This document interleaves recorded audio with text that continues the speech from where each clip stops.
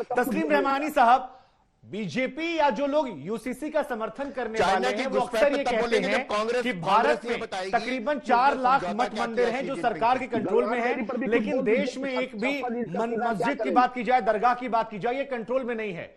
आज हज के पास जो कमेटी, उसके पास बहुत सारी जमीनों पर कब्जा है, बहुत सारे आरोप लगते, कहा जाता है कि इससे बेटियों को अधिकार मिलेगा, चाहे वो क्रिश्चियन बेटियां हो या पारसी बेटियां हो या मुस्लिम बेटियां हो। आप लोग नहीं चाहते कि उन बेटियों का अधिकार उनको मिल जाए, इसलिए आप लोग जानबूझकर सेकुलरिज्म के नाम पर यहां पर अपना अड़ंगा लगाते हैं। दंड विधान में तो आपको मंजूर है कि दंड एक समान हो, लेकिन जब सिविल मामलों की बात आती है तो वहां पर आप मुस्लिम पर्सनल लॉ बोर्ड का राग अलापना शुरू करते हैं।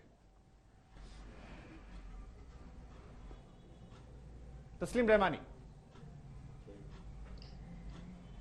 जी देखिए, मैं यही बात कहना चाहता था कि देश के बहुत सारे मुद्दे ऐसे हैं जो देश के मुद्दे हैं, देश के चिंतन का विषय है। इलेक्शन मैनिफेस्टो में लाके खाली उनको जीनत नहीं बनाया जा सकता। आज बीजेपी और आरएसएस के लोगों के पास इसके सिवा कोई जवाब नहीं है कि उनके मैनिफेस्टो में राम मंदिर और कश्मीर और यूनिफॉर्म सिविल कोड का मुद्दा रहा है, उन्होंने 2 पहले कर दिए, तीसरा करने की। लेकिन सवाल यह है कि वाजपेयी जी आए थे 98 से 2004 तक, उन्होंने कहा कि हमारे मैनिफेस्टो में अभी हमारी एब्सोल्यूट गवर्नमेंट नहीं है, इसलिए हमने कंप्रोमाइज कर लिया। लेकिन अब 2014 से 2022 आज आ गया, क्या मजबूरी है 27 की? क्या इसका जवाब नहीं दिया है? ना के शर्मा जी ने दिया है, ना आरएसएस के। अभी आप असम में ये मुद्दा क्यों नहीं उठाते? वहां पर आपकी सरकार है।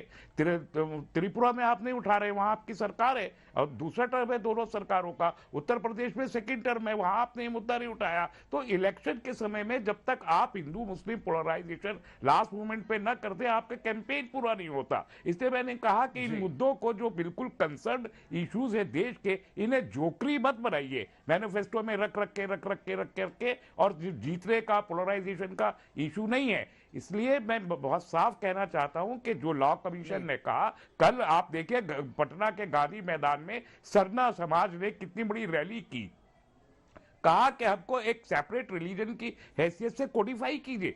लिंगायत कम्युनिटी ने कर्नाटक में बार बार कहा कि हमको एक सेपरेट रिलीजन की हैसियत से कोडिफाई कीजिए। लॉ कमीशन ऑफ इंडिया ने बहुत क्लियर कहा कि यूनिफॉर्म सिविल कोड से ज्यादा जरूरी है। एक बार फिर से सवाल में बहुत ही बेसिक तरीके से पूछता हूं, जनता को भी समझ में आएगा। क्या सेकुलर देश में एक तरह का कानून सबके लिए होना चाहिए? क्योंकि भारत में दंड विधान सभी के लिए एक है, सिविल मामलों में अलग हो जाता है। क्यों अलग से किसी एक का जलवाए जलाल हो? अगर कई धर्मों को आपत्ति नहीं है तो सिर्फ मुस्लिमों को अलग से वीटो क्यों मिले? यह सवाल उठता है। क्या आपत्ति आप लोगों को अगर यूसीसी हटा दिया जाए? ये किसने कहा कि सबको आपत्ति नहीं है, अकेले मुसलमानों को आपत्ति है? ये बात तो साबित होता है कि आपकी इंफॉर्मेशन ठीक नहीं है। इसलिए मैंने सरना समाज और लिंगायत का आपको वो मिसाल दी, ऐसा नहीं है कि सिर्फ मुसलमानों को इससे आपत्ति है।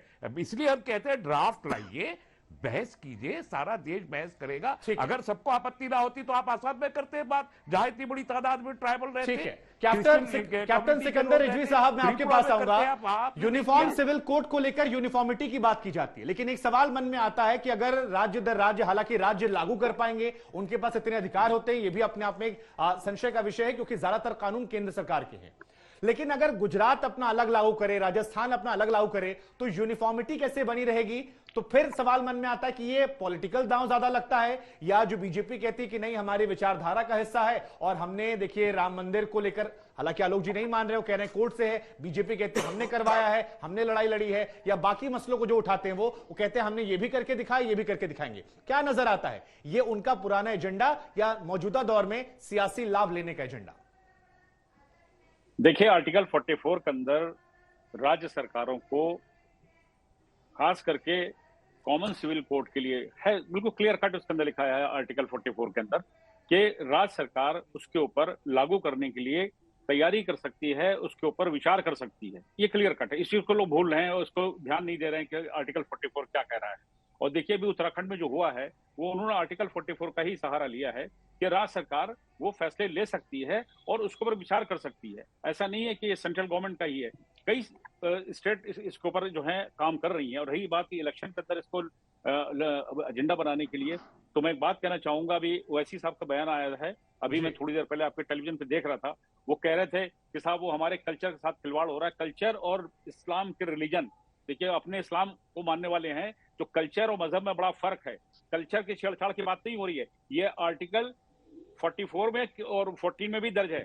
सुन लीजिए मेरी बात को ध्यान करके, आप वकील साहब, आपके लिए है, आप IAM के हैं, आपको मालूम होना चाहिए खास करके कि हमारे यहाँ मुसलमान जो है वो कॉमन सिविल कोड के लिए लड़ाई लड़ रहा है, क्योंकि उसको सिर्फ औरतों के ऊपर लागू करना है, शरिया लॉ औरतों पे लागू करना है। कॉमन सिविल कोड उसे इसलिए पसंद नहीं आ रहा है, वरना वो 300 जो जितने भी आपके भारत का संविधान है या जितने भी उनके मुकदमे चलते हैं और जितनी दफाएं हैं, 302 है, 420 है, सबके ऊपर जाके मुकदमा लड़ता है, उस पर नहीं बोलता।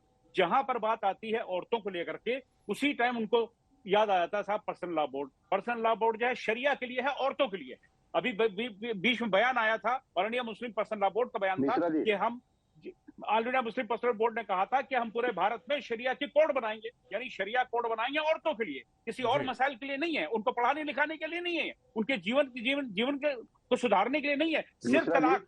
यही साहब आऊंगा आपके पास में, यही इंपॉर्टेंट है।